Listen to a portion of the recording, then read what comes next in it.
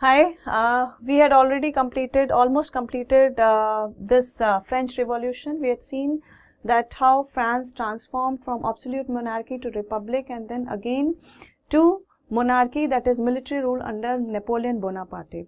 Right now, we will study what was the role of women during the revolution. So, did women have a revolution?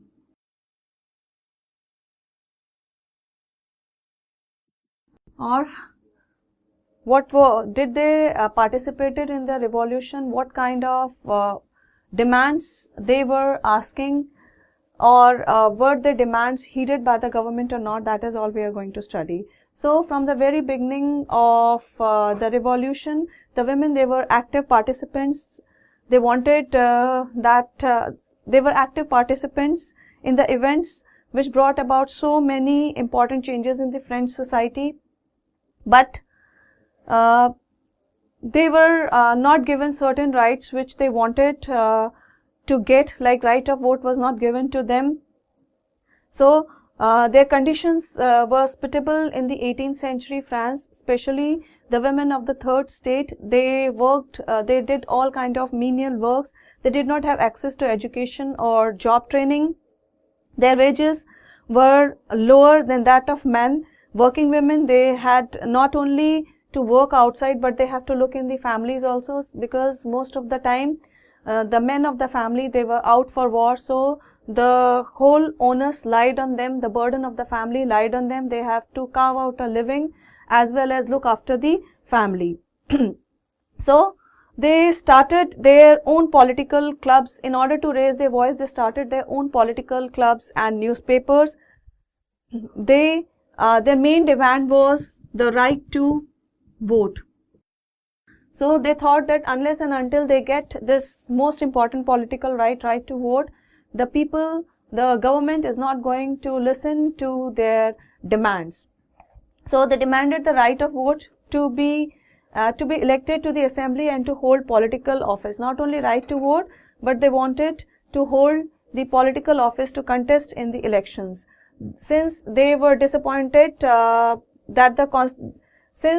these women, they were disappointed as the Constitution of 1791 had reduced them to the status of passive citizens.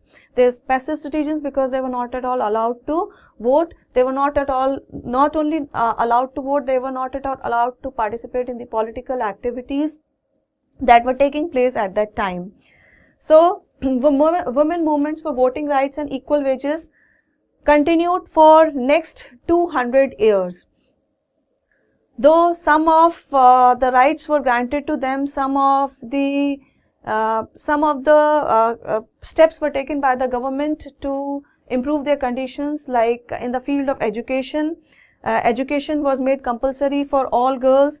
They were not forced into marriage without their will. So all these kind of changes were taking place, but still there was some lacuna which they wanted to be fulfilled through their movement, by their participation. So the next 200 years, all over the countries, there were movements for voting rights and equal wages that continued, and the example of political activities of French women, it inspired the women all over the world, the women in all countries all over the world, to ask for such right, to ask for universal suffrage, that is the voting rights. They asked for voting rights, but it took long years to get the voting rights, though in India, as soon as the constitution was implemented in 1950, with the framing of the constitution, this right was given, but it was not, but all over the world, it was not an easy job for them. So, but and in France, the women got the voting right in 1946. All their efforts were transformed into reality only in 1946, when they got the voting right. Now, the next important thing which brought about a change because the French Revolution was the abolition of slavery. Next was the abolition of slavery.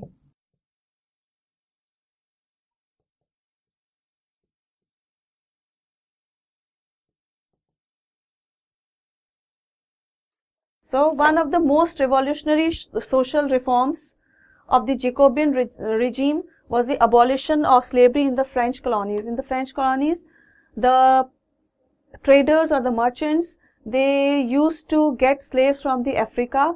They were put in the most pitiable conditions. They were forced to work in the plantations.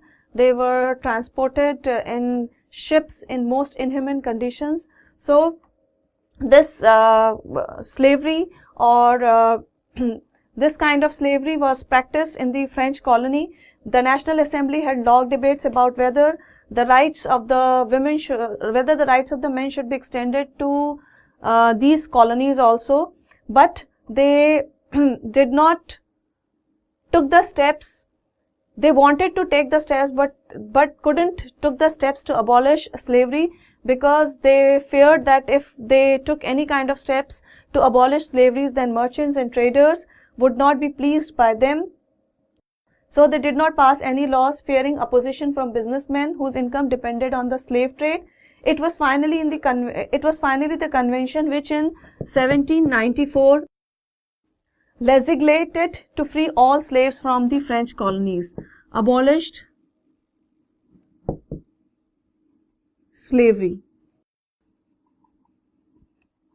Convention in 1794, it took steps to abolish slavery and finally abolished slavery, but it was just a short-term measure. 10 years later, when Napoleon Bonaparte, he became the Emperor of France, he again reintroduced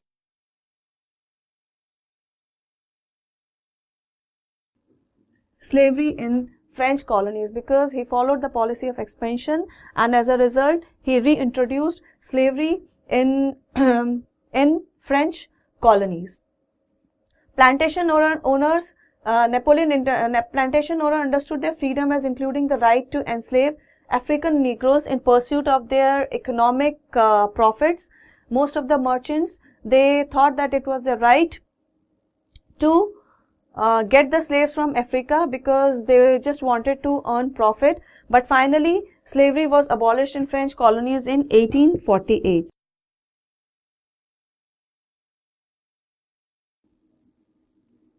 Finally abolished in 1848. So, a long struggle took to abolish slavery in France also. Most of the governments which formed the government in France wanted to abolish slavery, but because of the fear that the merchants would not be in favor, and because it was profitable trade for them, because it was giving them lots of economic stability, so they didn't took any steps to abolish it. It was abolished in 1794 by convention, but this was a short-term thing, and later, 10 years later, when Napoleon Bonaparte, he proclaimed himself the Emperor of France, he again reintroduced slavery because he followed expansionist policy, and finally in 1848 slavery was abolished. So right now we can say that French Revolution was very French Revolution, it played a significant role in the world history because it gave the idea of liberty. Firstly, because it gave the ideas of liberty, equality and fraternity, which was adopted by almost all the constitutions of the world.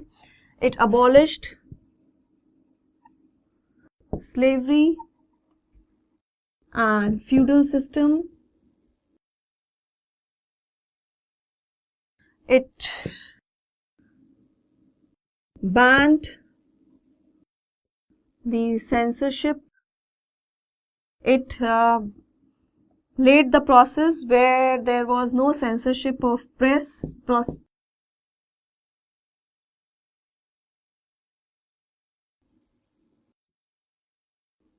So under absolute monarchy, there was no censorship of press. The press was not allowed to publish anything without the consent of the monarch. Newspaper, pamphlets, books and printed pictures.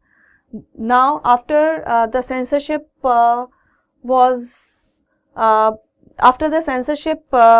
banned, the newspaper, pamphlets, books and printed pictures flooded the towns of France with new ideas, with new thinking, and this thinking could be taken by all the people of the France. This new thinking was assimilated or spread in whole of the France, and the people could now get handful, the people could now read the political thinking of great philosophers like Locke, Rousseau and Montesquieu.